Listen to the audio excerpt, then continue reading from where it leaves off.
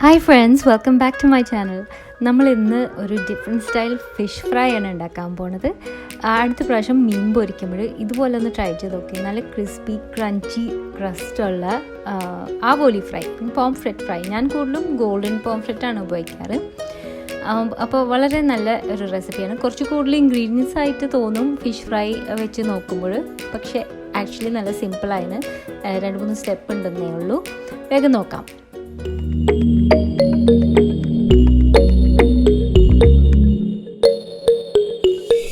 അപ്പോൾ ഇതിന് വേണ്ടി ഒരു വലിയ പോംഫ്രെറ്റ് വേണം. 6 സ്ലൈസോളം ഏകദേശം വരുന്ന വലിയ പോംഫ്രെറ്റ്. ഇപ്പോൾ ഞാൻ തൊലി കളയാറുണ്ട് കൂടുതലും, അതാണ് എനിക്ക് കൂടുതൽ ഇഷ്ടം.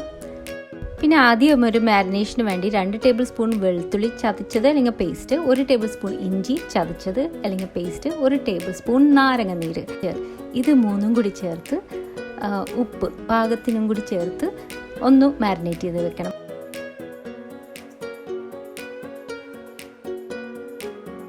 ഒരു 15 മിനിറ്റ് മതിയാവും.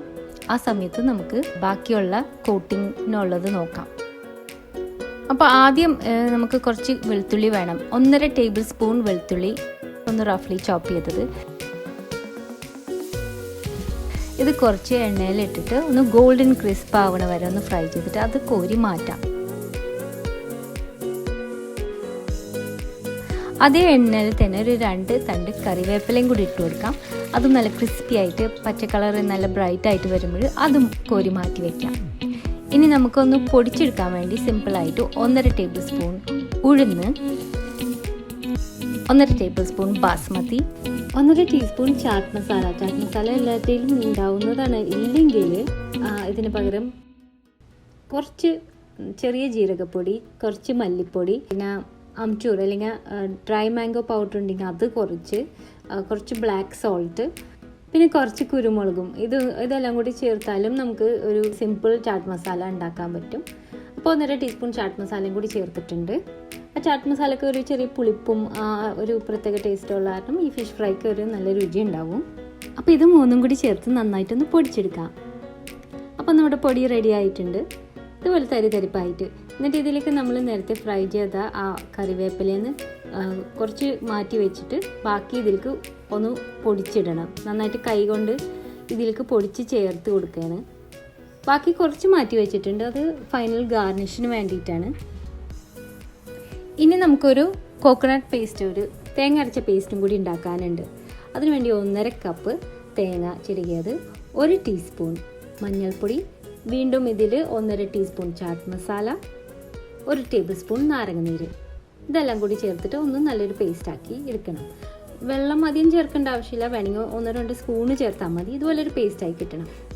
എന്നിട്ട് 15 മിനിറ്റ് മാരിനേറ്റ് ചെയ്ത് വെച്ച മീനിലേക്ക് ഇതും കൂടി നന്നായിട്ടൊന്ന് പരട്ടിക്കൊടുക്കാം. ഇതുപോലെ നല്ലൊരു കോട്ടിങ് കിട്ടും.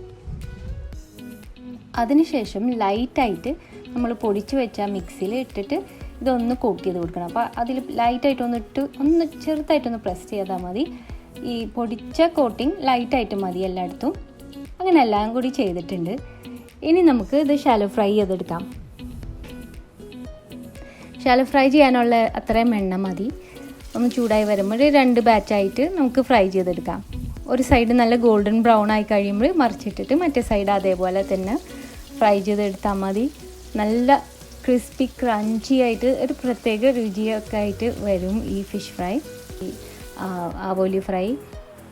അപ്പോൾ അത് ഒടുവിൽ നമുക്ക് ഗാർണിഷ് ചെയ്യാൻ നേരത്തെ പൊരിച്ച് വെച്ച ആ വെളുത്തുള്ളിയും പിന്നെ കറിവേപ്പില മാറ്റി വെച്ചത്, കുറച്ച് സവാള മോതിരം അല്ലെങ്കിൽ കുറച്ച് നാരങ്ങ ആയാലും കുഴപ്പമില്ല, ഇതൊക്കെ വെച്ചിട്ടൊന്ന് ഗാർണിഷ് ചെയ്യാം. എന്നിട്ട് ചോറിൻ്റെ കൂടെ കൂട്ടി നോക്ക്. അടുത്ത പ്രാവശ്യം മീൻ പൊരിക്കുമ്പോഴേ ചേഞ്ച് ആവാമല്ലോ. നല്ലൊരു വെറൈറ്റിയാണ്. ട്രൈ ചെയ്ത് നോക്കിയാലോ ഉറപ്പായിട്ട് വിവരം അറിയിക്കണം. വീഡിയോ കണ്ടാൽ ഒരു അഭിപ്രായം കമൻറ്റ് ബോക്സിൽ ഇടണം. അപ്പോൾ അടുത്ത പ്രാവശ്യം നല്ലൊരു റെസിപ്പി ആയിട്ട് വരാം. ബൈ.